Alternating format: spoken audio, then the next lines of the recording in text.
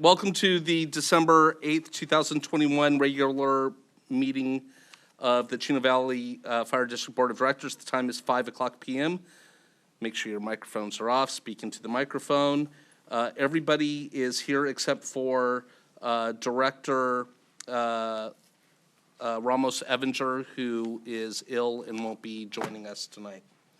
We're going to be adjourning to closed session.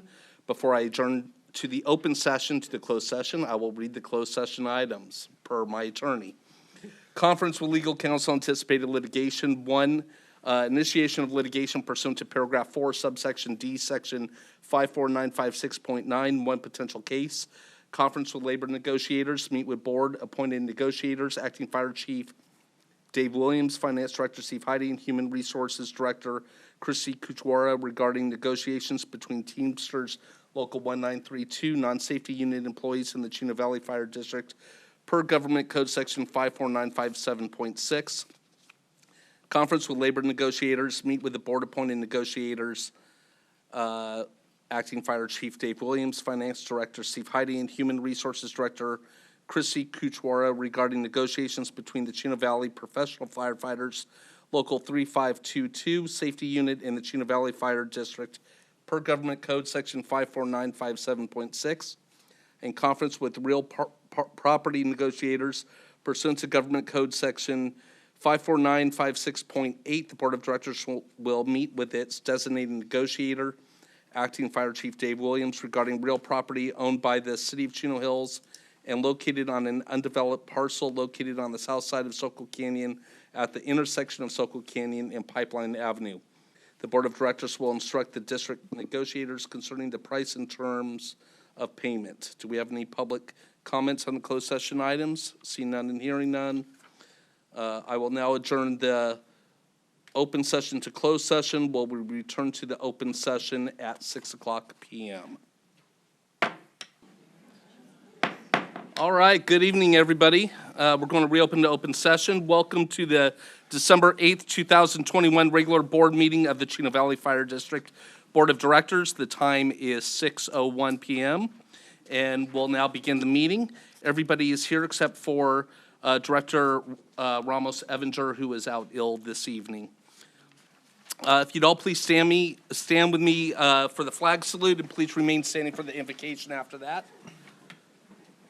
Please join me in honoring our great nation. Ready, begin.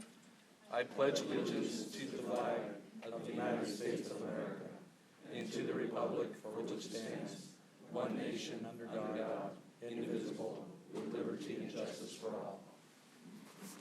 And Chaplain Henry Aguilar will lead us in the invocation. Please, sir. Good evening. Let us pray. Dear Heavenly Father, Lord, we come before you in Jesus' name, and we ask, Father God, for blessings upon this Board of Directors meeting. I lift up our Board of Directors, Fire Administration, our Fire Chief, our entire fire family, Lord, and firefighters on and off duty, Lord. We thank you, Father God, for this opportunity. And Lord, we just ask that your blessings would be upon and with wisdom and direction, Father God. Bless these families here this evening, Lord, as we just go over the agenda, Father, and most of all, Father God, that we honor you with love. For it is in Jesus' name we pray. Amen. Amen. Thank you. All may be seated. Clerk of the Board, do we have any changes? We have one. We'd like to request to pull the first item under presentations, recognition of outgoing Board President Sarah Ramos Evinger. And Yeah, I'm right here, Bobby. okay. So we will begin with presentations. Our first presentation, employee promotion. We'd like to ask at this time for engineer Andrew Hubbard to please come forward. All right, good evening. How are you? How are you, sir? Good, thanks for being here. So I'm now going to talk a little bit about you. Oh, make you feel good. And you just stand up here and everybody's going to look at you so you get a little red in the face. Andrew Hubbard is a 7-year veteran of the Chino Valley Fire District. Andrew and his wife Brenda reside in Yorba Linda with their 2 children, Luke and Jacob. Hi, guys. Corey. Oh, little daughter Corey. Excellent. Andrew began his career as a reserve firefighter with the Orange County Fire Authority and is a firefighter with Kern County Fire Department in Bakersfield. He was hired with the Chino Valley Fire District as a firefighter paramedic on October 23rd, 2014, and was promoted to engineer on November 20th, 2021. Congratulations on your promotion. Thanks, sir. And she can give you your badge over. So I'm gonna have Andrew, we'll be having my wife come on up.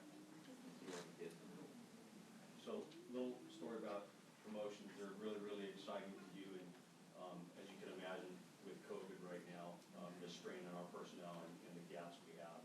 And so it's really nice to promote somebody, and especially when you have a need to fill somebody for that day, so they're not so bummed out that they're gonna get promoted and have to work on Thanksgiving. So thank you for your willingness. Thank you to your family for supporting your husband in this journey. I'm certain that he appreciates it, and I'm just gonna ask you just to not be idle, continue what you're doing, and congratulations.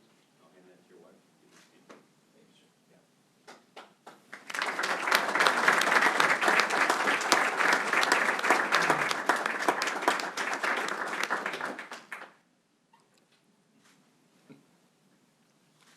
And President Krieger, if I can get you to come over, we're gonna take a photo with the president.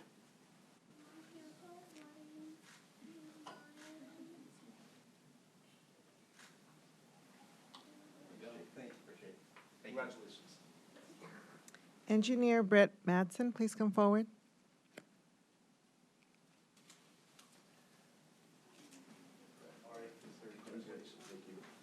Same thing, I'm going to say a few wonderful things about you.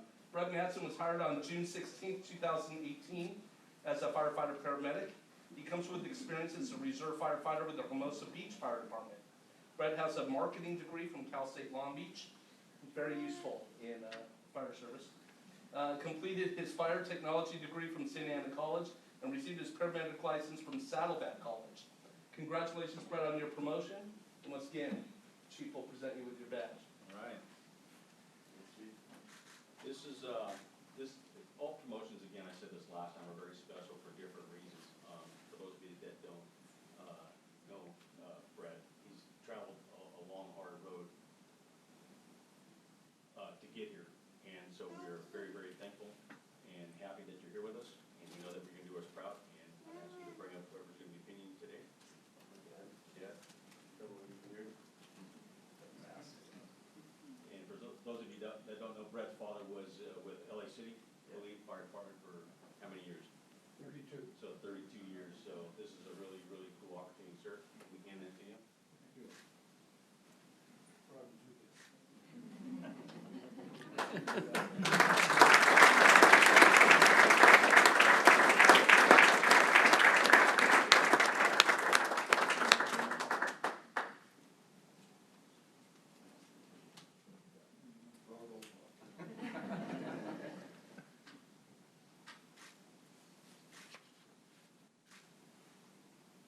All right, President Krieger. We have President Krieger come up.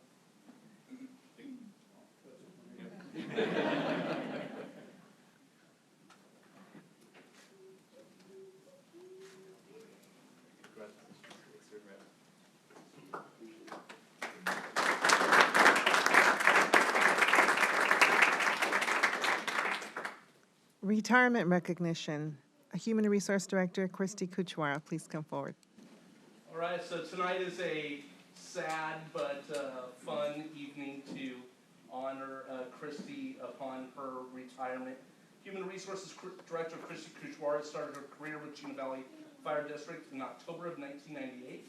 Christy currently resides in the city of Brave with her French bulldog Hamilton. Christy was born in the city of Bellflower, graduated from La Mirada High. Christy studied organizational psychology at Concordia University and earned her degree in human resources management at Columbia Southern University. Christy has one son, Ryan, and a daughter, Alexis. Ryan is a professional tax preparer and baseball coach. Alexis is studying law at Notre Dame. Christy was hired as a payroll technician. Her position was later reclassified to payroll and benefits coordinator. In 2014, Christy was appointed as acting human resources manager.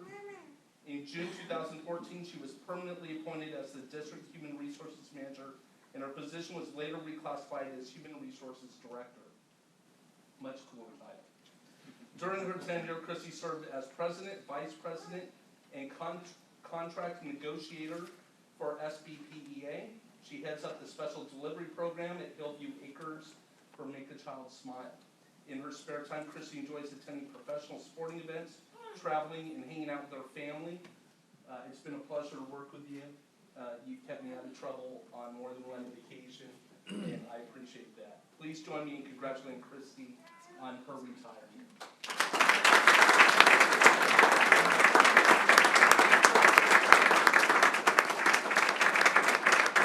Chief Williams, you have something you'd like to say? I do, thank you. Christy, over the last 23-plus years, you've played a vital role in this organization, both running our payroll department in the early years and as our human resources director. Your steadfast commitment to our success of our organization as part of the Fire District's executive management team is truly valued and appreciated. Throughout the years, you have impacted both our organization and individual employees in a very positive way by developing trust and friendships throughout the Fire District. You have represented the Fire District in an exemplary manner, both as a member of the executive team and as the Human Resources Director. Throughout your excellent work, your work ethic, positive attitude, and mentorship, you have built a strong human resources team to help support this organization. Your success as a department head is evident in the work your department and team performs and in the respect and alliance they demonstrate towards you.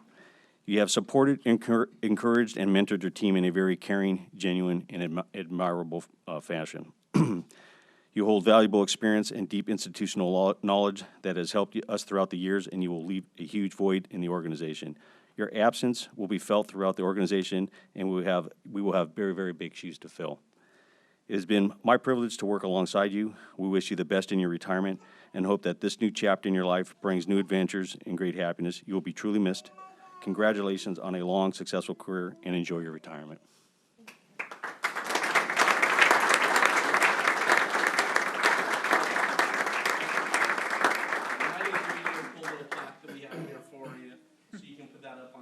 Wall of Fame.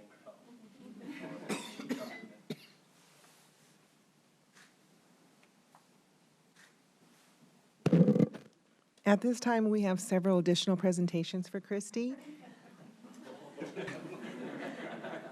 I'd like to ask Suzette Dang, representing San Bernardino County 4th District, to please come forward.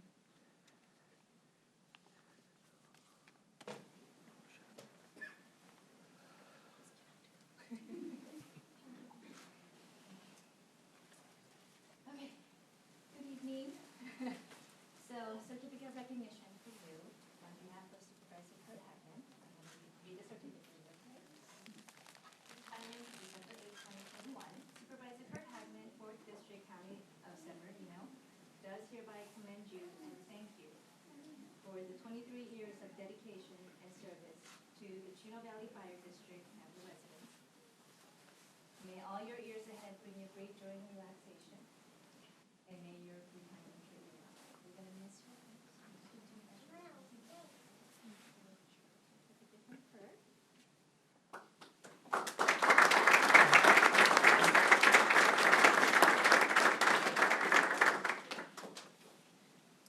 Mayor Pro Tem Mark Lucio, representing the city of Chino.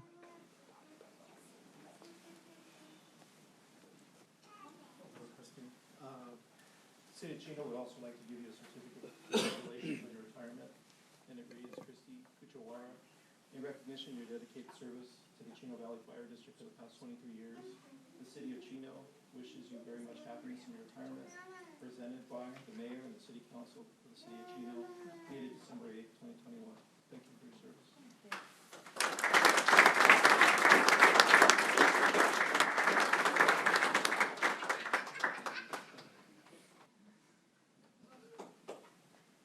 Chief Dave Williams, representing the management team.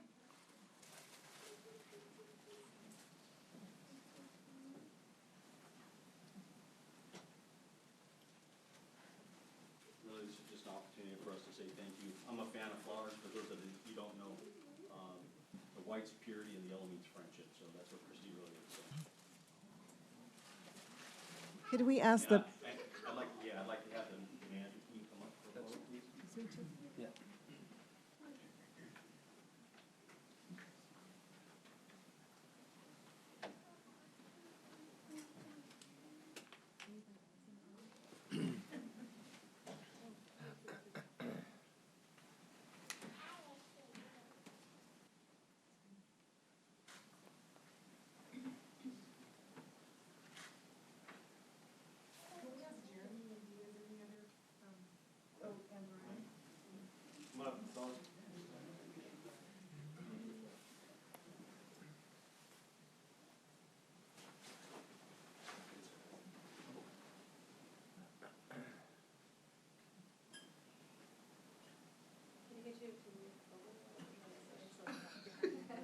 You want me to move the podium?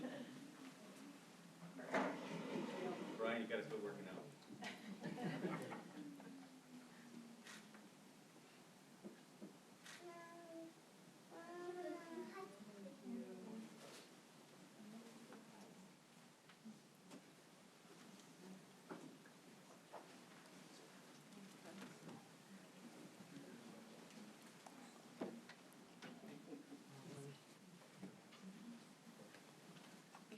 You're not done.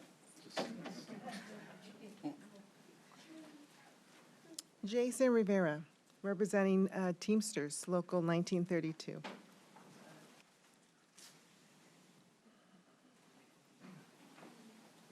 it was a little something.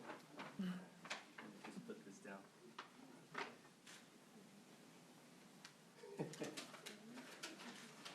All right. On behalf of Local Teamsters 1932, we thank you, Christy, for your 23 years of service to the Chino Valley Fire District. The long hours and hard work that you devoted to the district over the years doesn't go without notice. We will miss you and hope that retirement brings you the chance to spend the time with family and do whatever it is that you always wanted to do but never had the chance to. So congratulations, Christy, on your retirement. And if I could get a round of applause for Christy.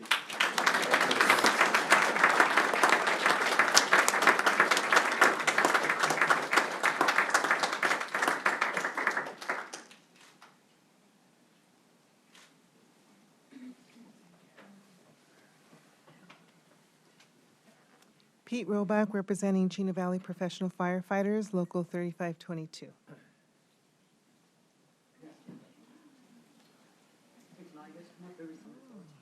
Look at that.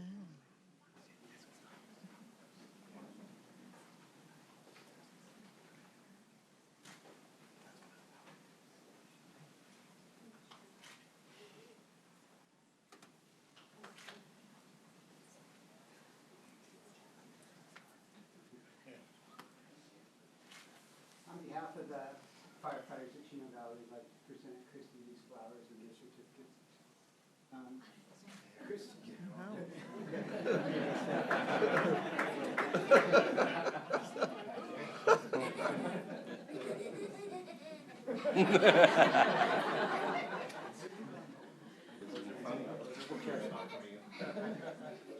When I was thinking about what to say, Christy and I got hired the same year, and we've pretty much grown up in this organization. I mean, we laughed together, we cried together, I mean, we fought together because of our roles. You know, there was times where it was tenuous, but Christy's been a sister to us. She's always pulled through. Everybody could go to her if you had any question with workers' comp or whatever. She was always there for us. And taking a play out of Dave's book, The White is Purity, the yellow is friendship, and the red is love. And we're going to miss you. Thank you, Christy.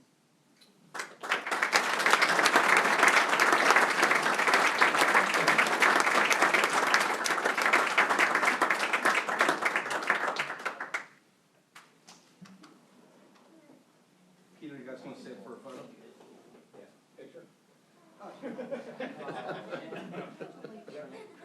We grew up together, but Christy aged a lot better.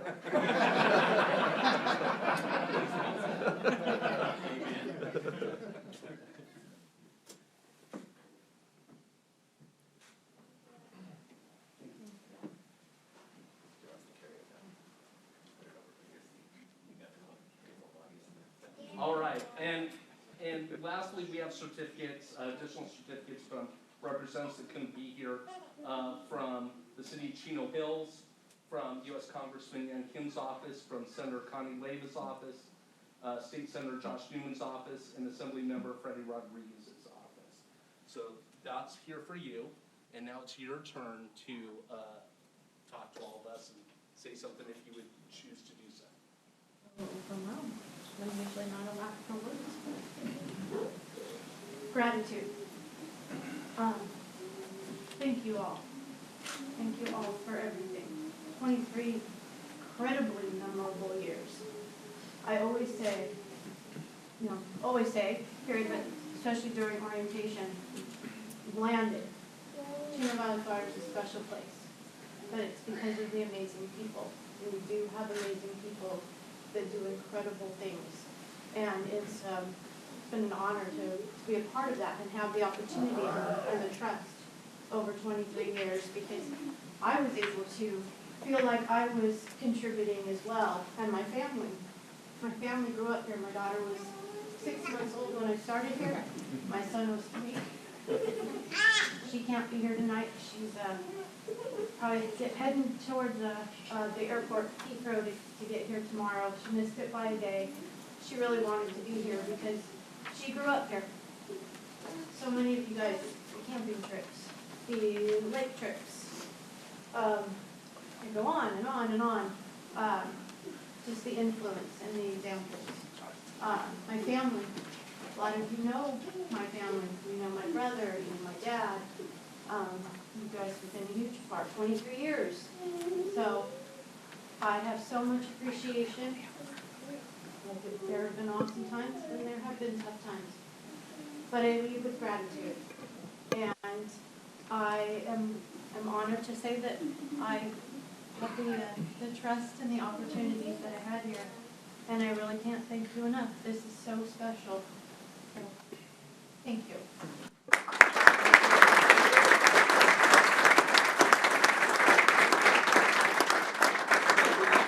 We'd like the family to come up for a photo, if they would.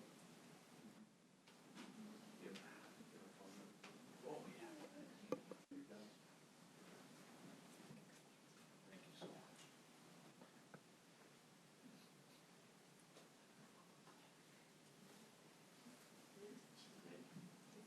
One, two.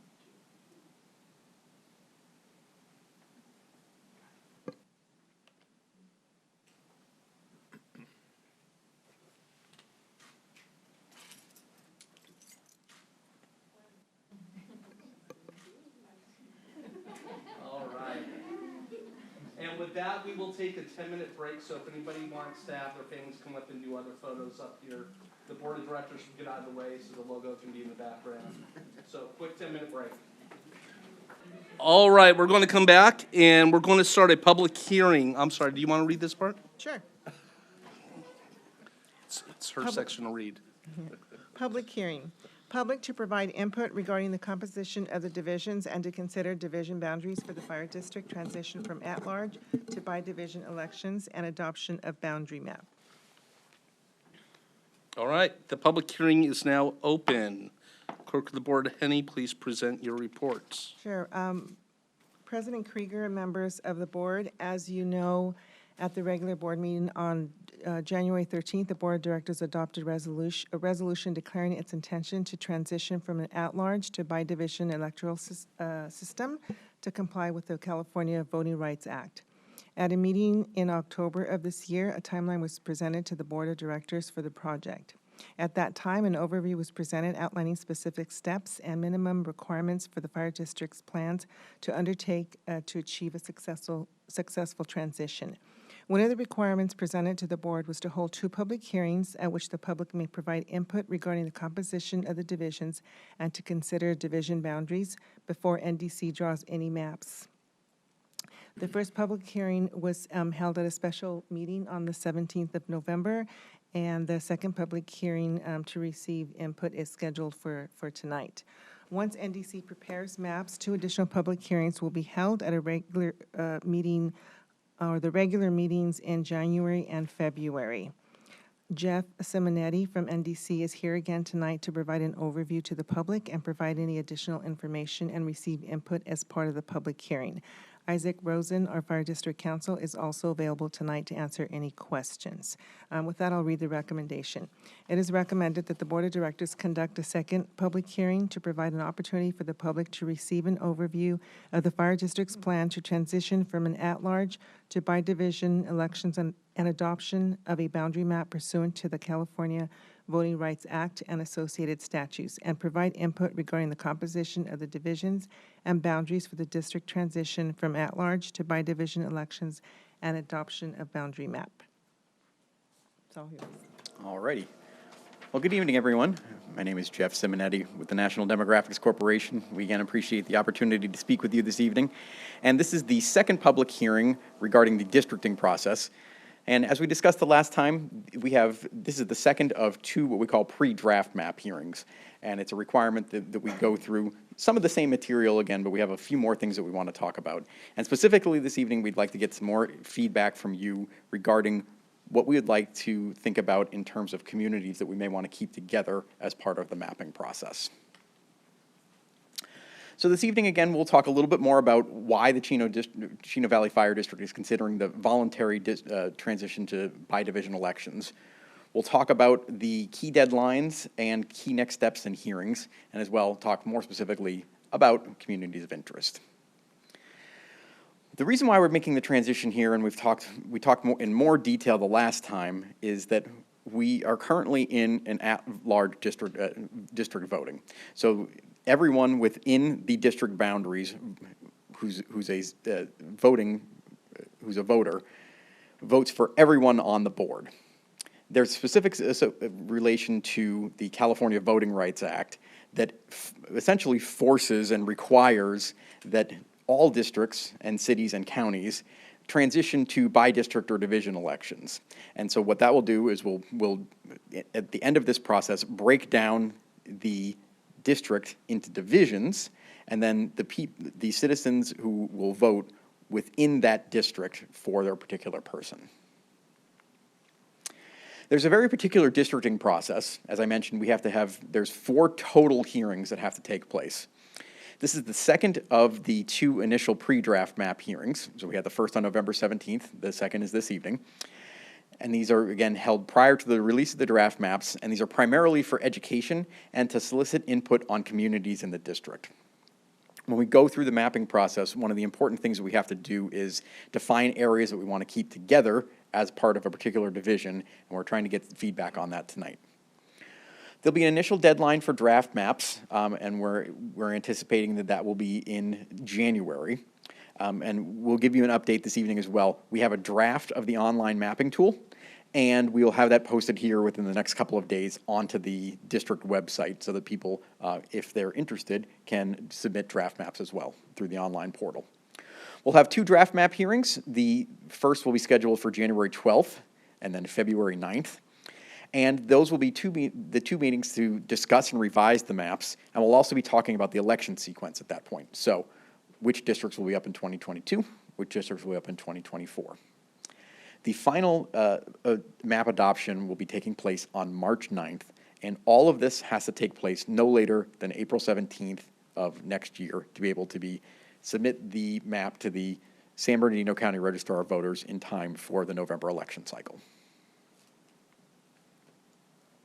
As we talked about the last time, there are 2 main sets of redistricting rules and goals, and the most important one is pertaining to the Federal Voting Rights Act, and that has 2 main components. So first, that the districts have to have generally equal population, and remember the last time that we talked about that there's specific case law associated that says a district deviation for the entire district from the smallest district to the largest district can deviate no greater than 10%. In addition, on the right-hand side, we have a couple of traditional redistricting principles. We're going to talk more specifically about communities of interest this evening. Those are the areas that we want to potentially keep together.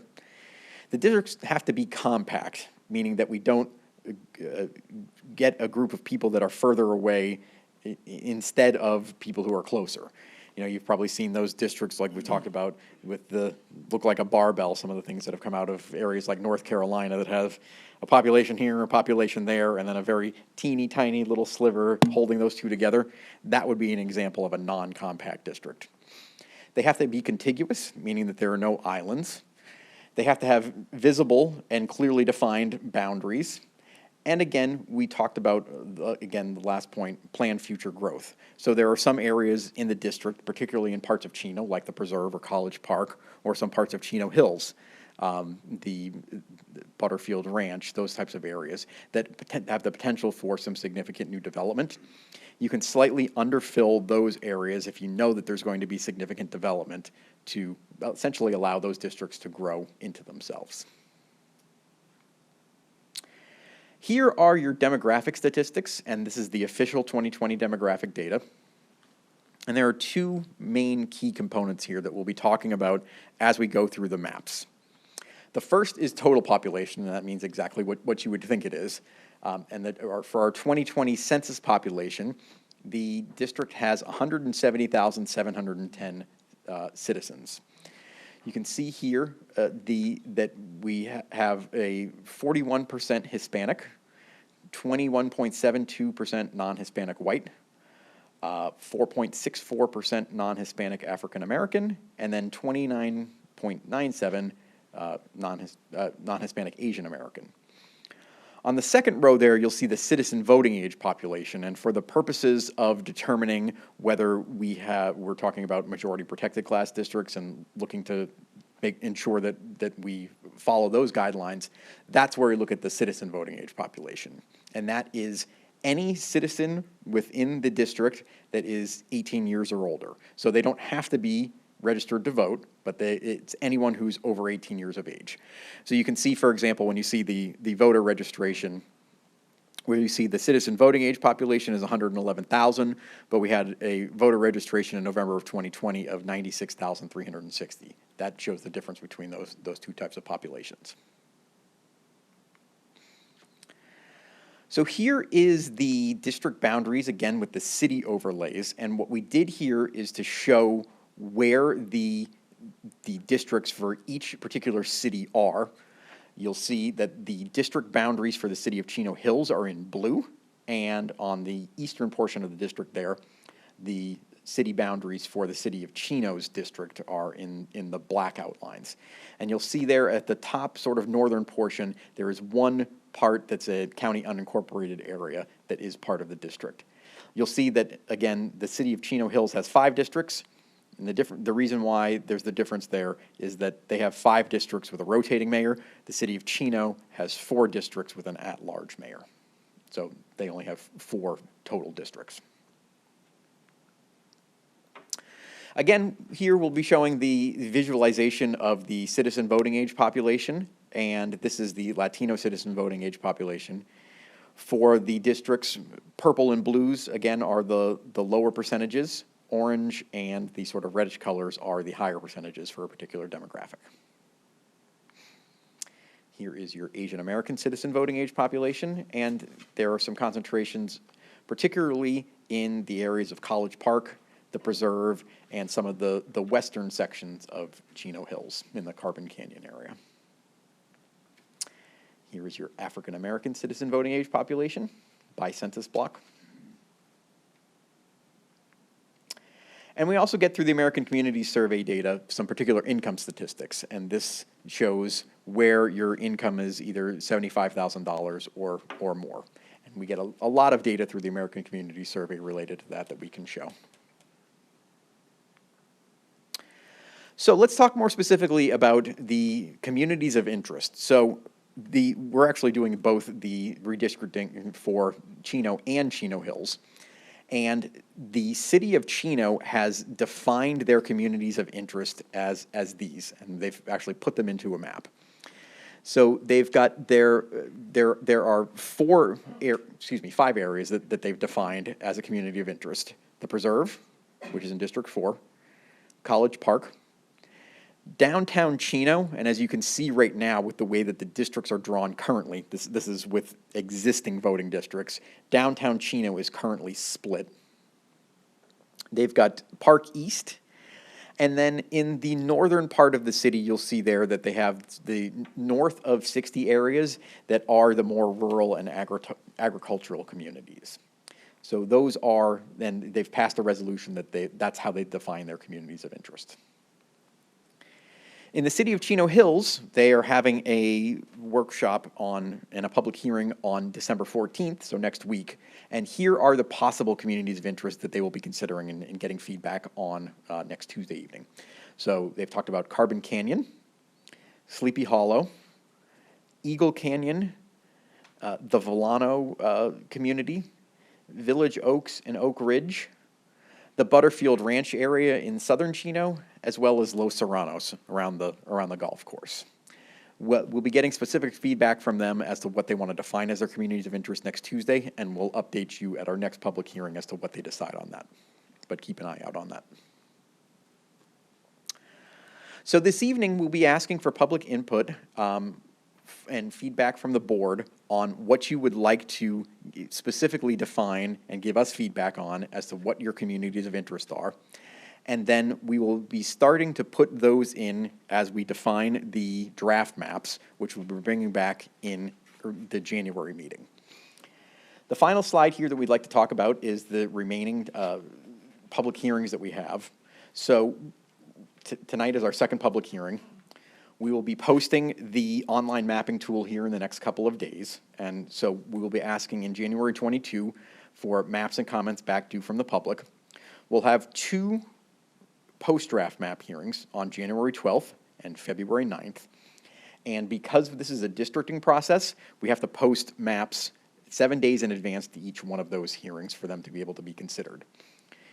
We'll then publish and those 2 hearings, you'll be able to have an opportunity to plan and revise the draft maps. At the 4th hearing, we'll be planning to bring back a first reading of the adoption ordinance. And then on March 9th will be the final hearing and board to adopt the district map. And just as a reminder, again, this process has to be completed by no later than April 17th of 2022 for us to be able to submit the map to the San Bernardino County Registrar of Voters in time for the November of 2022 election. So with that concludes my presentation. And again, we would be appreciating your feedback regarding potential communities of interest in the area. Thank you. Thanks, Jeff. Before we go to the board members, clerk of the board, do we have any public comments on this agenda item? We have no public comment. I'll open it up if anybody has anything they want to say on this before we talk about it. Seeing none and hearing none, we'll close the public hearing. And now for the time for the board to comment. Start off with you, Sure. Mr. DeMonico. We represent both cities, so I kind of look at our communities of interest a little bit different because of the 2 cities we serve and the unincorporated area, which I believe the unincorporated area is mainly in the sphere of influence of Chino.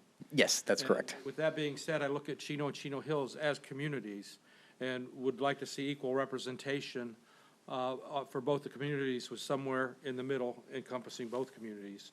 But to me, I think the Voters' Rights Act, I interpret it as well as having equity between our communities with representation on our board.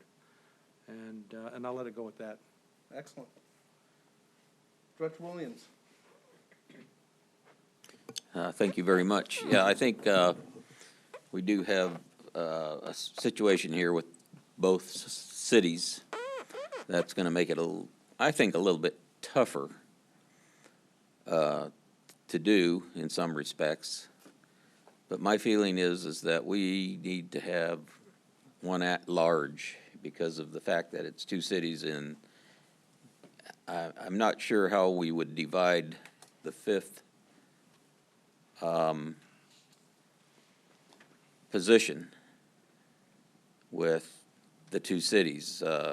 Make an oval between the 2 cities, and whoever's in that oval gets to run for that position, and whatever city comes out number 1 or whatever, because I really don't know. That's all I've been thinking about it a lot, and that's the only thing that I can really come up with to sort of be fair. That's all I'd like to say.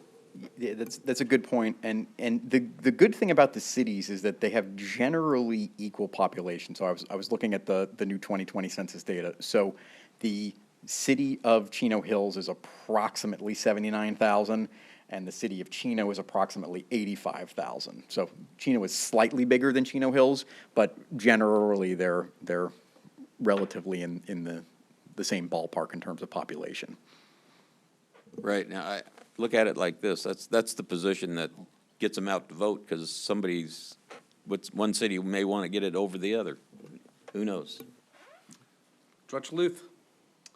I agree with the cities are communities that we need to consider trying to make sure we have, if you will, 2 and 2, and then and the way I see it, the 5th needs to have some kind of a, if we can make it work where it's covering both cities and how the vote goes, that's how it goes. But I think the two cities are important.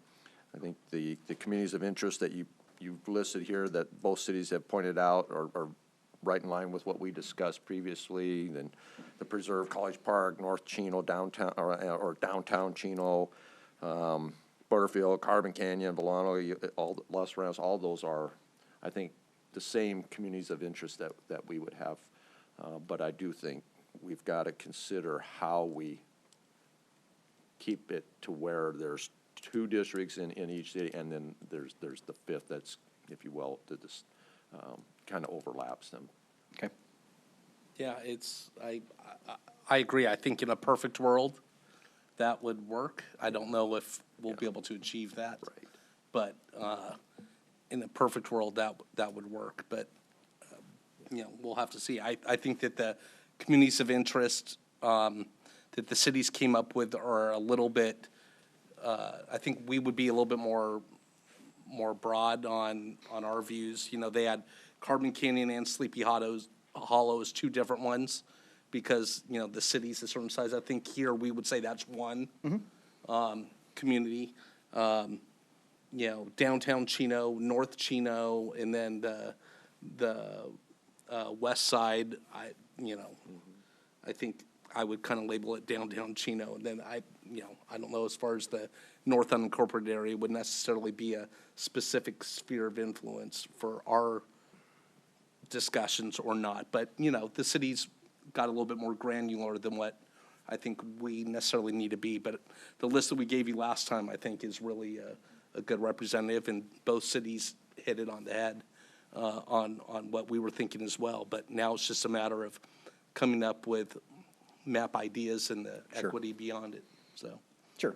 And so at the next hearing, what we will plan on doing is we'll bring a couple of different maps for you to consider. And remember that this isn't the last bite at the apple. So when we're at the hearing on January 12th, really what we're asking you to do is take a look at those and give us feedback specifically on, I like this map, I don't like this map, revise this part, and just kind of give us feedback so that when we come back on the 4th, we can really give you kind of a focus on here are the response to the feedback that you've given us. That's really what we're looking for at the next hearing. Okay. Excellent. Anybody else? No, I'm looking forward to the posting of the maps on a website so we can take Play a look around at with it? those. And Yeah. us, we, the community, everybody take a look at it and see who can come up with something that's equitable for everybody. I saw your demonstration at the City of Chino Hills meeting, and Oh, good. I hope it's more user-friendly than what it appeared to be. It's the good thing about this tool is that it's very data rich. So you can really get in and take a look at census block by census block and see, what the specific data for each one of those census blocks is, and that's very helpful. It's once you get to know how to use it, you'll see. Can you split a census block? No. Okay. No, the smallest, and particularly with how big of a population you have, It just wouldn't make sense. Yeah, it wouldn't make sense, yeah. Okay. Excellent. Anybody else? Thank you, Jeff. Thank you, have a good rest of the evening. You're welcome. Okay, next for the record, we'd like to have legal counsel report at a closed session. Yeah, go ahead. Thank you, Board Clerk. Just a note, for our 4 closed session items that were held earlier this evening, there was no reportable action on any of those 4 items. Thank you. Public communications, this is a time and place for the general public to address the Board of Directors about subjects that do not appear elsewhere on the agenda. The public may address items on the agenda at the time addressed by the Board. Due to Board policy and Brown Act requirements, action may not be taken on any issue not on the agenda. When you address the Board, please state your name and address, which is optional prior to making your remarks. Please limit your comments to 5 minutes. And do we have any requests to speak? Okay. Seeing none, we'll move on to liaison reports. Suzette Dang, San Bernardino County, 4th District.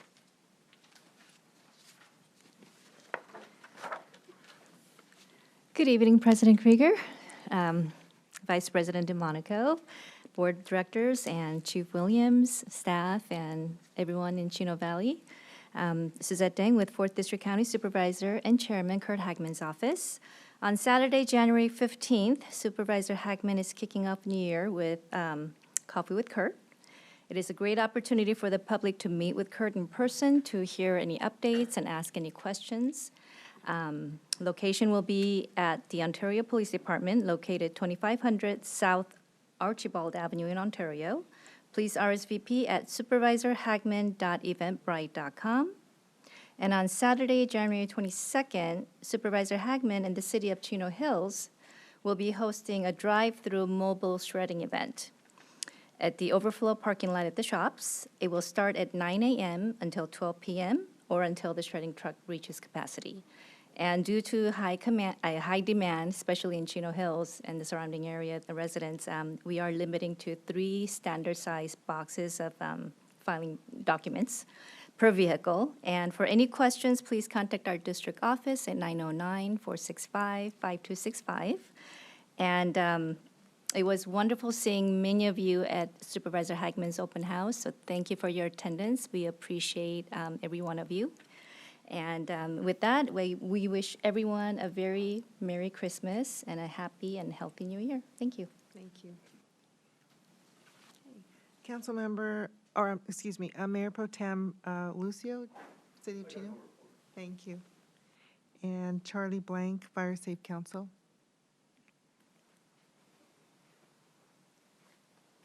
Senator, can we speak after Charlie on Mike's behalf? Sure. I don't have a report, but I would like to say from the Carbon Canyon Fire Safe Council that we certainly appreciate all the support we get from the fire board and from the fire department. It's been a very good year for us. It's been nice to have brush pickups and chunk or treat or whatever the guys call it. I don't know.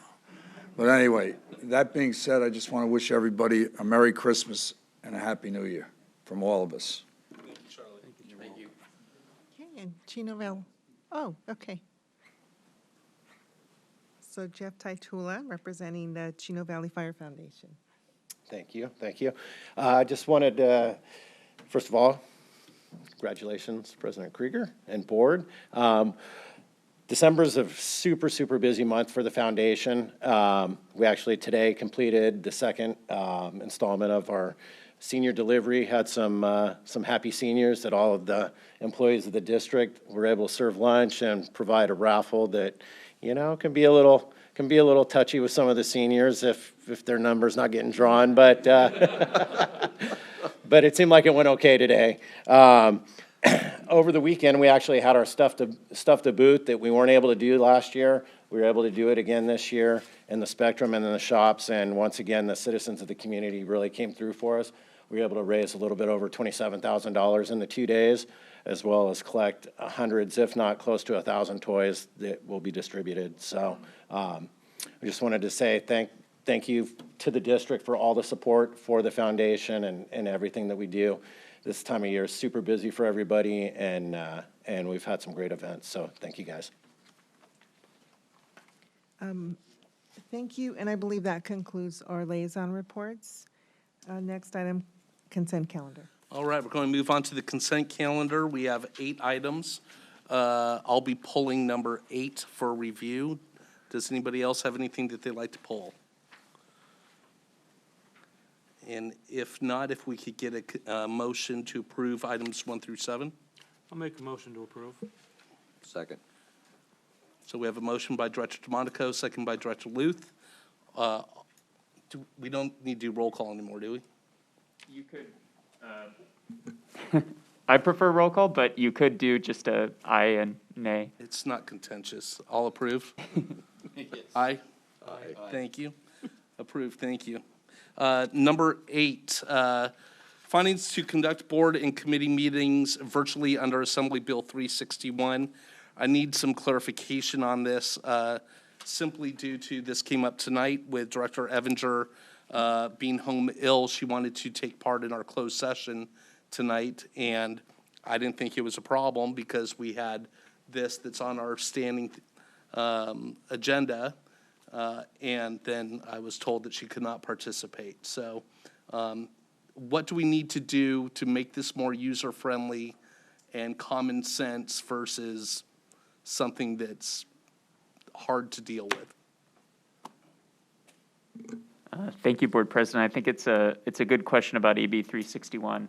I think probably the most easy thing for the board to consider is whether they want to just sort of request that moving forward for board meetings, that when staff prepares the agenda, they include the teleconference language that would be necessary under AB 361. So under that law and the changes to the teleconference requirements, if someone's going to participate remotely from the board or from staff, that's permissible without going through the more arduous Brown Act requirements that were in effect before the pandemic, which would require that the space they're in be open to the public with certain published notice of where they're going to be attending. So that's no longer required under AB 361, and a board member or other official can participate remotely.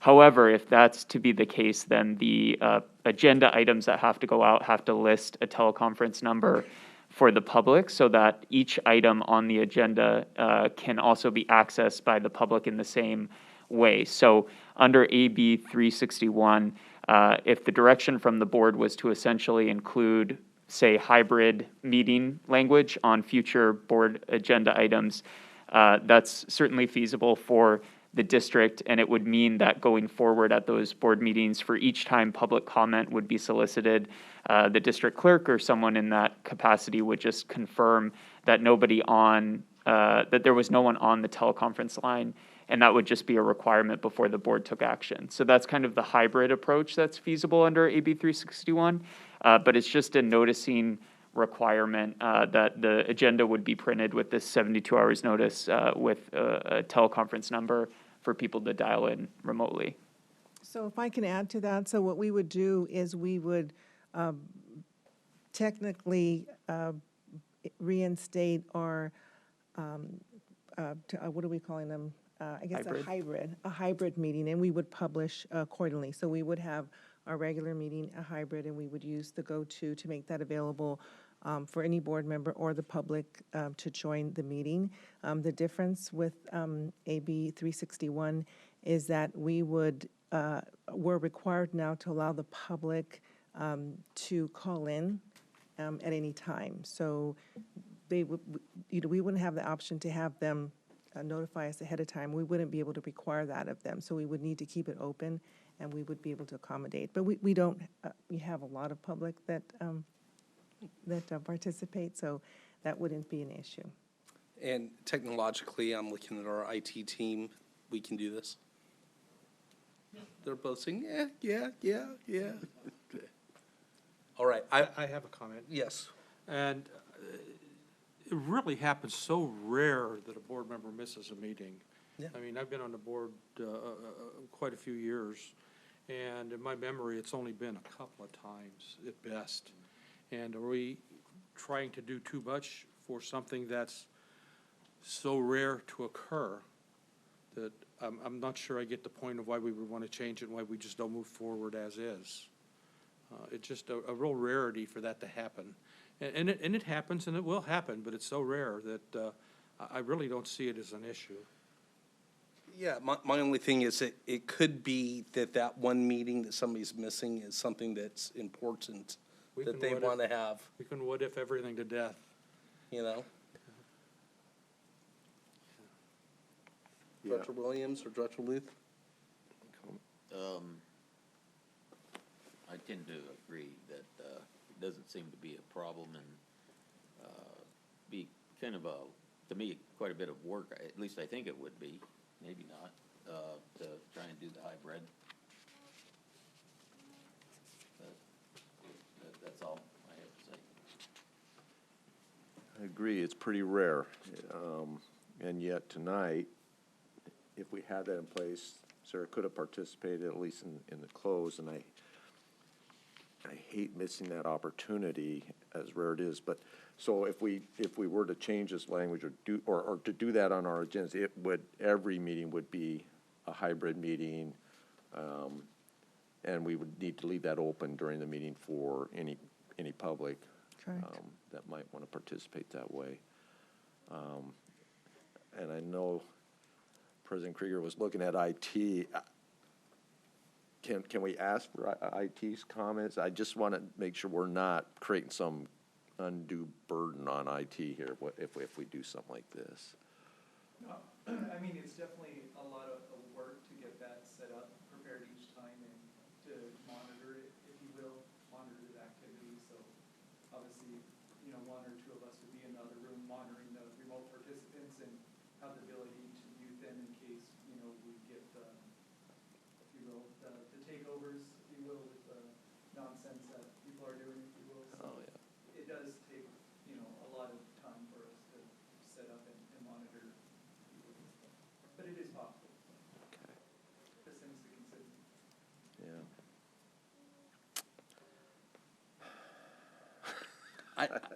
I'm a fan of utilizing technology to the best of our abilities. Yeah. It's out here, but obviously this is why we have these discussions, so. Well, I'll make a motion to approve it as is. Okay. Board Member DeMonico, could I ask a clarifying question about the motion? As stated in the consent calendar. Understood. I make a Thank you. motion to approve it on the consent calendar. Well, as it is in here is,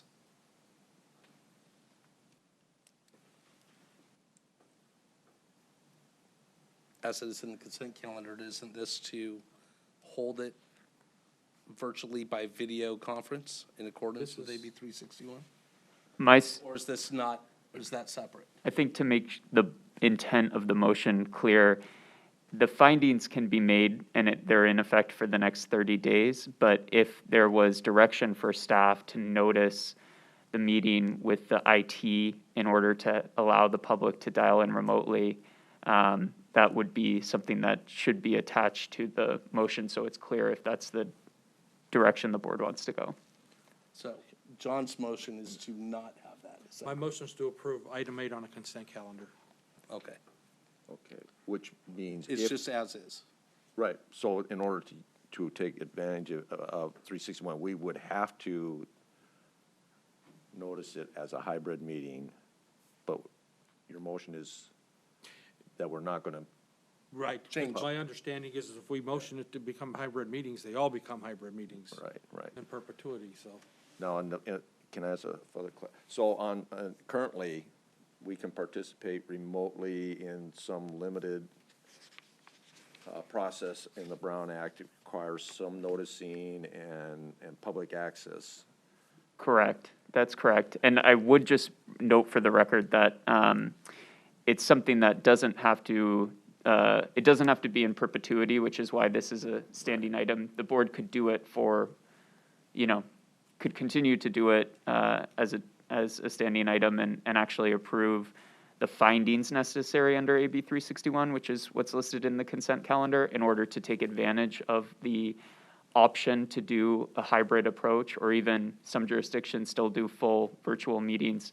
But I think for purposes of clarity, if the direction for staff from the board was to notice the next meeting, for instance, between now and the next time these findings come forward, it would be prudent to have that direction on the record. Otherwise, the findings are made, but there's not express direction to staff to move forward with a hybrid meeting. All right. I'll second John's. All right, we have a first and a second just to approve item number 8 and not muck it up even more. So Director DeMonico will do a roll call vote on this. Yes? Director Williams? I vote yes. Director Luth? Yes. And I vote no. So there we go, 3-1, with Sarah being absent. All right. Okay, new business, old business, none. New business, fiscal year 2021 audit reports. Purposes to present the fiscal year 2021 annual comprehensive financial report and related disclosure letters to the board for review and approval. Finance Director, please present your report. President Krieger, members of the board, good evening. We're recommending this evening that the board review, discuss, and approve the fiscal 2021 district annual comprehensive financial report and related disclosure letters as presented. The financial audit for fiscal year June 30, 2021 has been completed. In conjunction with the audit process, the district is issuing the comprehensive financial report, or ACFR. And the ACFR includes several sections. An introductory section, which includes a transmittal letter and basic information for the district. The financial section, which includes the independent auditor's report, management's discussion and analysis, and our financial statements and related footnotes and supplementary schedules, and also a statistical section which includes detailed financial trend information intended to provide additional context to the district's overall financial health. We do intend to submit the ACFR for award consideration with the Government Finance Officers Association, as we have been doing in past years. And with that, I'm pleased to introduce Kanali Sukasum from Eide Bailey, our audit firm. And Kanali is here to speak in specific to the independent auditor's report and the associated financial statements, as well as to address any questions or comments which may come up in the process. So with that, I'd like to turn it over to Kanali. All right, thank you, everyone. Hi, good afternoon, good evening. Sorry, it's been a long day. My name is Kanali Sukasum, and I'm a partner with Eide Bailey. We've completed our audit of the district for the fiscal year ending June 30th, 2021. And I just wanted to take some time to discuss what our responsibilities were under generally accepted auditing standards, and also the results of our audit. So our scope of work was to provide an opinion on the district's financial statements for the fiscal year ending June 30th, 2021, and we've issued an unmodified opinion, or a clean opinion, which is the highest level of assurance on the district's financial statements. We also performed agreed-upon procedures over the district's appropriations limit calculation, and we found no exceptions from the findings. As part of our financial statement audit, we designed the audit to make sure that we were taking a look at the district's internal controls, to gain reasonable but not absolute assurance. We also performed tests of compliance with laws, regulations, contracts, those which could have a direct and material effect on the district's financial statements, and we had no instances of non-compliance noted. The district's significant accounting policies are identified in Note 1 to the financial statements. For fiscal year 2021, there were no significant changes in the district's financial statements. There were a couple of new accounting pronouncements that became effective in fiscal year 2021. However, none of these statements had a major impact to the district's financial statements. Management's estimates were also used to prepare the financial statements. Two significant estimates that we noted were the district's estimates related to the district's net pension liability, and also the district's net OPEB liability. So these estimates are sensitive to underlying actuarial assumptions used, including the investment rate of return and the discount rate, and also for OPEB, the healthcare trend rates. These estimates are noted in Notes 8 and 9 to the financial statements, and in our financial statements, we've noted that an increase of 1%, an increase or decrease of 1% in the discount rate could have a material effect on the district's financial statements. I'm happy to report that we had no corrected or uncorrected misstatements during the audit. I'm also happy to report that we had no disagreements with management during the course of the audit. We appreciate the opportunity of serving as the district's external auditors and would like to thank district management and staff with their cooperation over the audit process. And with that, that concludes my overview, and I'll be happy to answer any questions you may have. Thank you. All right, do we have any requests to speak on this item? We have No request to speak. And seeing none, hearing none, it's time for the board to comment. Please ask your questions or make your remarks when I call your name. Director Williams. Thank you very much. Now, doing the audit has nothing to do with the future. Is that correct? It is as of June 30th, 2021. Because the concern that I'm going to bring up is, there's a lot of talk about having quite a bit of inflation coming up and that type of thing. But that's not your area of concern at this time. We do, as part of the financial statements, we do look out 1 year to make sure that the entity doesn't have a going concern. So that's the extent of the audit. Okay, that does it. Probably more of a question that I need to ask Steve, but thank you very much. Thank you, Director Luth. Canali, thank you for your work, you and your firm's work. It's no surprise to me, and I think to this board, that we hear the kinds of comments that we're hearing from you, no disagreements, no corrections, no problems. Steve and his team do just a wonderful job for this district, and I appreciate their efforts, and as we appreciate your efforts. It's a detailed report. I read through it. I don't really have questions, but I appreciate the diligence and the confirmation of the work that Steve and his team are doing for us, so thank you. Vice President DeMonaco. I'm going to echo the comments of Director Luth, and thank you very much. It is a detailed report. I read through it, and as usual, and congratulate Steve on this. I don't think I've ever seen discrepancies come through. Everything's been pretty straightforward, and I think that's something that this district should be proud of, that we've done. So I think we've done a great job with all of this. Thank you, and thank you for your hard work. Thank you, and I have no further questions outside what everybody else said. Thank you, Canali, for your team's work, and Steve, obviously, to the whole finance team. Thank you for your hard work on making sure that everything's done properly. So good job. Thank you.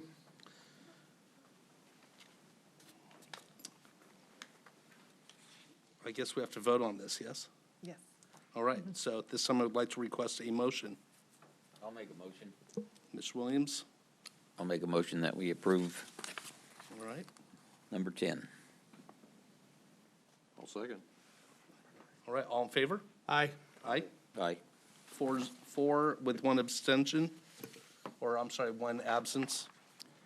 If I could offer maybe just a technical correction, I believe item 10 is the next agenda item, so this. Number 9, I'm sorry. so approve item 9.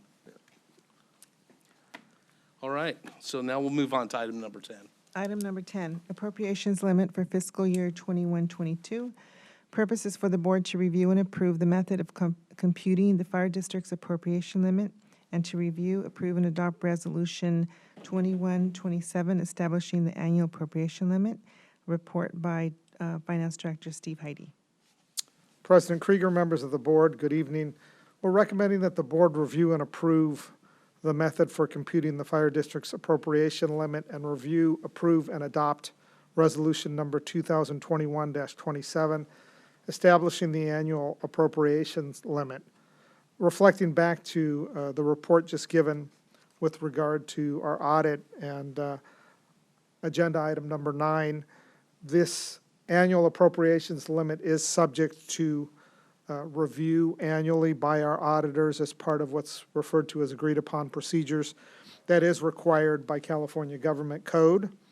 And so the report that they provided was on the appropriations limit for last year, which was a portion of that audit for the June 30, 2021 year. So the auditors will present a similar report next year with regard to the appropriations limit under discussion here this evening. Just wanted to provide that clarification.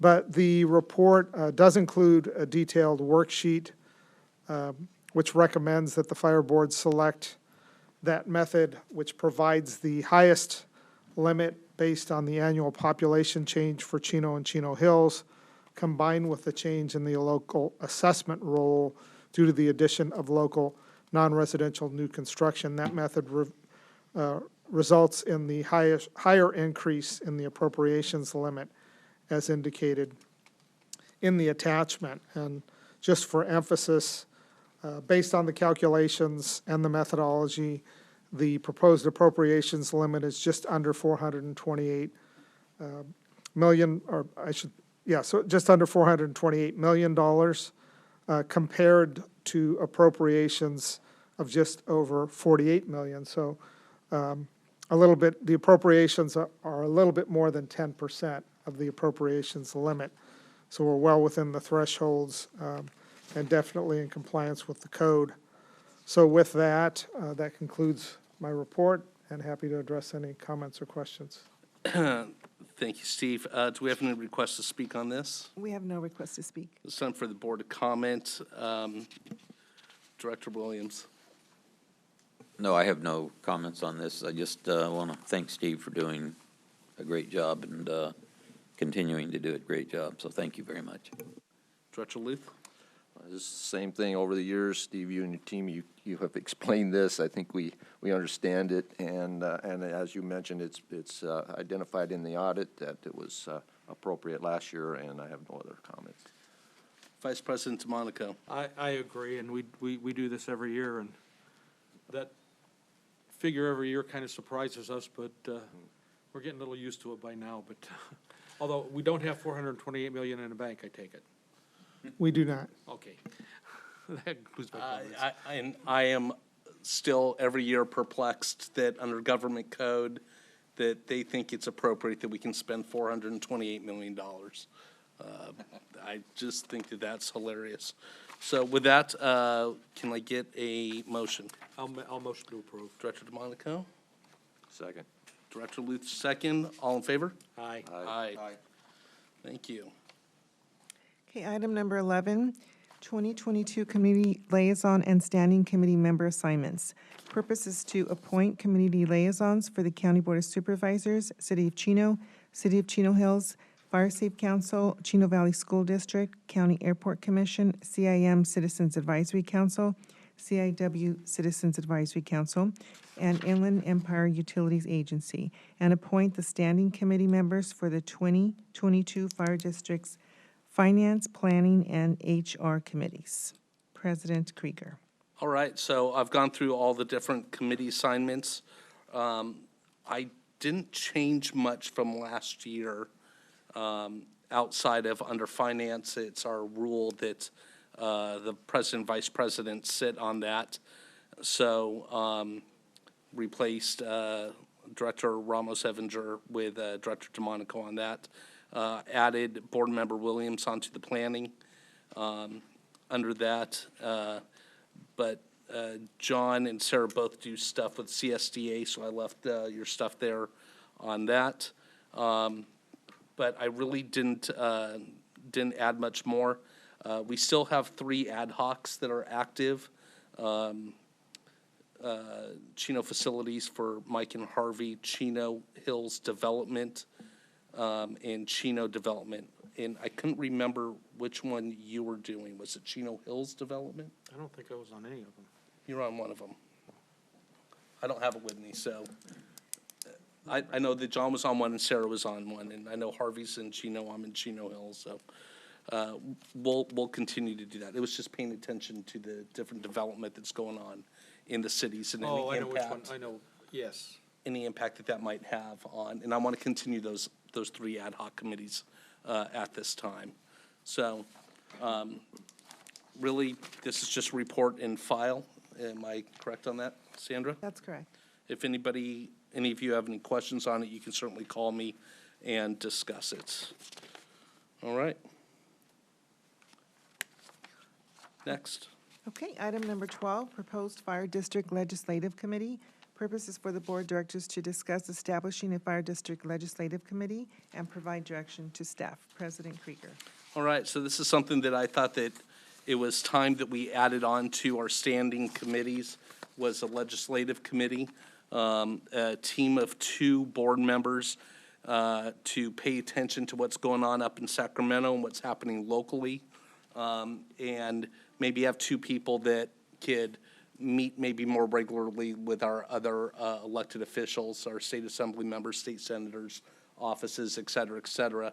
And, you know, we've been kind of hodgepodging this for several years, and I thought it was time to really make this a proper standing committee that would meet, you know, could meet monthly, it could meet bi-monthly, or as needed basis. And my thought process was 2 members and either the president and 1 other member, or just two members by themselves, you know, any 2 members.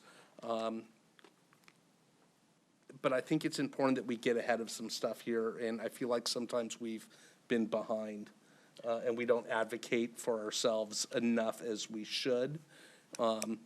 And my recommendation is for myself and Director DeMonico to do it for this year. I purposely left my committee assignments a little bit light in anticipation of hoping that maybe this would happen. And John, I wanted to be on it because he already represents us with CSDA Legislative Committee and is up to date with a lot of stuff as well. So how about if I let you Yeah, I'd like speak to make some comments on it because Sacramento's crazy.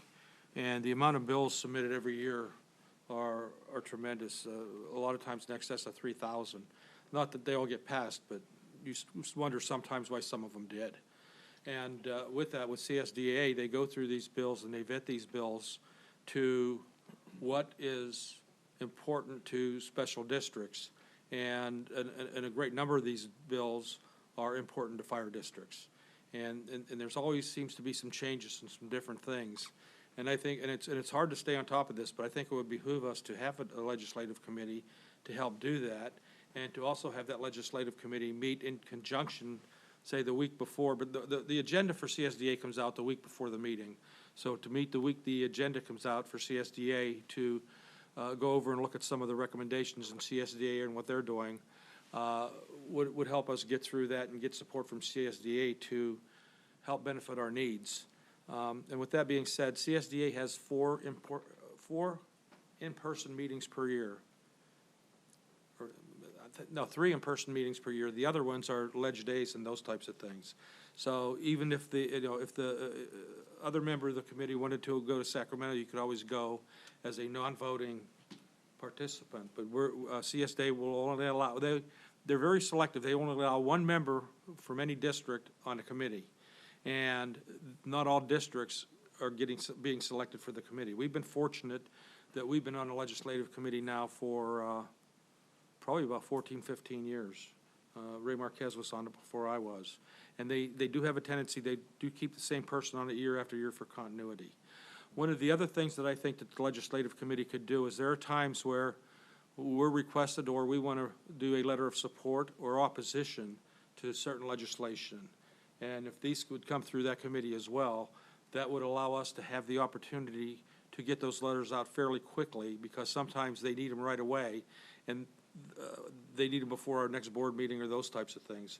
But I think the committee should have the authority or the ability to do that, but I think the committee should always report back to the board on any of the activities or anything that's been done with the committee at the next meeting after the committee meeting. I'll let it go with that for right now. I'm going to think about this for a few more minutes. All right. Director Luth. Yeah, no, I support the idea. I think certainly, John, you being on the CSDA Legislative Committee, that makes sense. I support that. President Krieger, I absolutely support that. You know, if the 2 of you on this committee, I think I would include county. Not, you know, as part of this, at times we do quarterlies with the cities, and having something more structured or formal with the county, I think would be a positive, as well as with the other state and even federal representatives. I think I would just look as this committee develops some structure around it, so that as we go forward, we know year to year what we're doing and how often maybe we're meeting with who. I think it's going to take a little bit to kind of work those bugs out as you guys work in this committee. But yeah, I think there's more and more of a need for this, and yeah, I would absolutely support this. Yeah, excellent. Good ideas. Director Williams. Yeah, thank you. I guess I'm wanting to know a little bit more exactly what is involved. You go and speak with the legislators personally? Is that what we do? Go up to Sacramento or? I mean, I think that John does that as part of his work on the Special District Association. So he's already doing that, but my envision of that would be meeting them locally down here at their offices. Can I just make one comment on it? I think if the need is there to go to Sacramento, the committee could go to Sacramento or authorize other board members to do that. Sometimes meeting in person in Sacramento is much more effective than meeting down here. And that's been demonstrated at Ledge Days and those types of things where we meet in person. And when you go to Sacramento, you're more apt to have their undivided attention up there because you generally meet in the evening and it's just with you. Yeah, well, I can understand that. And the thing is like, I mean, quite honestly with you, Mike, you know, you're trying to do your job, and I just didn't know how much time you'd have to be running up to Sacramento to meet with those guys. I'm sure that is it usually overnight and that type of thing, or do you go up for a day and then come back, or? It could be. Depends on a meeting. It just depends. Sometimes it's up and back in the same day, but your flight usually leaves like at 5:30 in the morning when you do that. Yeah, but that's a day that you'd have to spend up there, and that, are you in a position where you can do that? Absolutely.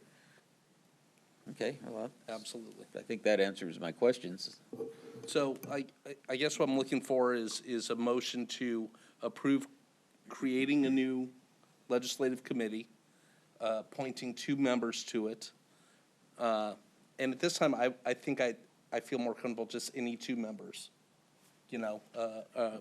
So that's going to be my motion, is appointing 2 members to it, and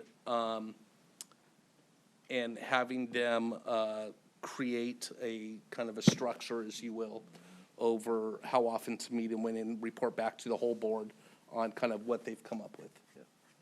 I'll second that. Okay, so we have a motion and a second. Just for clarification, so is the idea to create a committee similar to the Finance and HR Committee? Yes. Okay, so those committees are created by policy. So I think staff would look for direction from the board to bring back the board policies to establish such a committee. That's fine. So would you like to do it that way? So we ask that you come up with wording for board policy to add a legislative committee based with 2 members Okay, onto it. and then we'll bring it back. And then bring it back, In and we'll January. do this all over again. Okay, And this point, so, and the president will assign that, similar to president the will whole assign process of how they're assigned. Yeah, so I guess I wouldn't, And that would be the agenda item at that time. yeah. Okay. Does that work? okay, thank you. And we don't need to vote on that, do we? I'm not on direction. I would do just a motion and a. Okay, so we have a motion and a second. All in favor? Aye. Aye. 4 with 1 missing. Thank you. Excellent.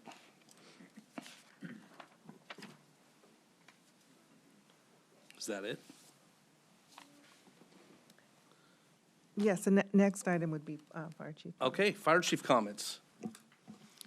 Thank you, President Krieger, Vice President DeMonico, and members of the board. For personnel development activities, we'll start with Battalion Chief Smith was selected by ISMA and the San Bernardino County Interagency Incident Management Team to represent the County of San Bernardino as a presenter at the National Health Care Coalition Preparedness Conference in Orlando, Florida. So, Dean, thank you for your participation and your support for everything you do. Chief Smith, along with members from the Arrowhead Regional Medical Center and ISMA, highlighted the efforts of the IMT during the COVID-19 pandemic response. The team also celebrated the collaboration that occurred between both public and private agencies, which resulted in increased public safety during a dynamic and unprecedented time in our county's history. It should be noted that numerous personnel from the Chino Valley Fire District had a significant role in research and development and implementation of emergency directives, best practices, and policies generated by the incident management team during the COVID-19 response. Next, our suppression personnel continue to staff 2 ambulances 24 hours a day, 7 days a week. Our community members continue to benefit from their efforts and sacrifice, as our priority is to provide exceptional service and safeguard the community. And so a special thank you to all the labor and suppression forces for those efforts. During the month of November, our ambulances responded to 830 incidents in the district and transported 359 patients to the hospital. The average response time for our ambulances during this time frame was 8 minutes and 27 seconds. Since July 3rd, our ambulances have responded to 3,584 incidents and transported 1,526 patients to the hospital. So it's working well. Again, we thank the board for the support and allowing us to purchase these ambulances to make sure that we provide the right response for our community members. Under board activities and public relations, on December 1st, several board members and staff attended the Chino Senior Delivery event. On December 2nd, board members and I attended the 4th District Christmas Open House hosted by County Supervisor Kurt Hagman. On December 4th through December 5th, board members, staff, and I participated in the Chino Fire Foundation Stuff the Boot event. The City of Chino tree light ceremony was held on December 7th at Chino City Hall. Board members and staff attended the event. On December 8th, the Chino Valley Chamber of Commerce hosted their annual holiday luncheon. Board members and staff attended the event. And again, on December 8th, several board members and staff attended the Chino Hills Senior Delivery event. Under recruitment, we currently have 8 candidates in the background phase for the selection process for firefighter paramedic. We have 1 candidate in background phase for the selection process for our auxiliary worker position. We were able to initiate the application process on December 1st for both the Human Resource and Finance Director positions. And the application process will go through to January 15th. And I think that's all I have on recruitment. Upcoming events, the Chino Hills Boat Parade will take place on December 10th at 7 p.m. The City of Chino Youth Christmas Parade will take place on December 11th from 7 to 2 p.m. President Krieger, Vice President DeMonico, and I will be attending the City of Chino quarterly meeting with Chino City Mayor and City Manager on Monday, December 13th at 2 p.m. Make a Child Smile event is scheduled for December 15th at 8 a.m. Our administration office will be closed on Thursday, December 23rd, and Friday, December 24th, in observance of Christmas Eve and Christmas Day. A Finance Committee meeting is scheduled for December 27th at 8 a.m. Our administration office will be closed on Thursday, December 30th, and Friday, December 31st, in observance of New Year's Day and New Year's Eve. And that concludes my comments. Fantastic, thank you. Now it's time for. I'm going to ask one question. Under recruitment, do we have a potential start date? We don't have a start date just as of yet. We basically, within the last 2 days, I received back their binders for their background, so they still have a couple more processes to go through. Likely in about the 6 to 8 weeks is what I'm estimating. Still that far out? Takes a long time. It does. Takes a long time. Board member comments, Director Luth. How about we start off with you? All right, great. So, yeah, we had our initial districting workshop, Chino Hills Council meeting, Chino and Chino Hills tree lighting, San Bernardino County open house, attended all those. Congratulations to our promoting engineers, Andrew and Brett. Well done. Christy, I know she's already left, but I'm going to miss her. She brought just a wealth of knowledge that she had over the years and her integrity, and I just appreciated her insights that she would always bring to the board, and so it's definitely going to be missed. Let's see here. I want to thank everyone who participated last night in the presentation at Chino. The city council meeting, the demonstration that was done, the information that was provided. The more we do that, I think it's just a great opportunity for people to see what's going on, understand what efforts are going on at the district, and encourage people in the public to get engaged, get trained. If somebody has a problem, be ready to help. So, wonderful job, well done. Appreciate that. And then Dean, have an opportunity on a national stage to get involved and to be a presenter, again, just speaks well for this district. The efforts that are going on here, just tremendous. Let's see, I think that's all I would have, other than Merry Christmas, everyone. Hope everyone has a great holiday. Thank you. Thank you. Director Williams. Thank you very much. I've always felt that the directors up here have a kind of a right or maybe even a obligation to speak about personal things. And I'd just like to say, today when I was at the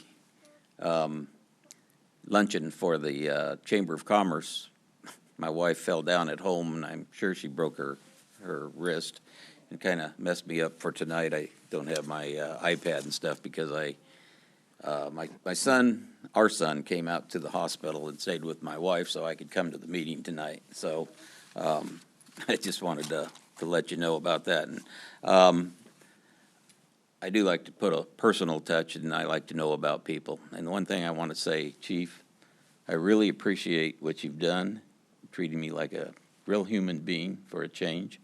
And thank you very much. And I sure hope we can maintain our relationship. And I'd like to thank everyone for their support. And I hope everyone has a Merry Christmas. And I'd like to congratulate the guys that got promoted. I know they're not here. I don't think they're here, but I'd like to congratulate them. I know that's a big thing. And also the fact of Christie's retirement. And everybody take care and have a good holiday. Thank you. Thank you, Wayne.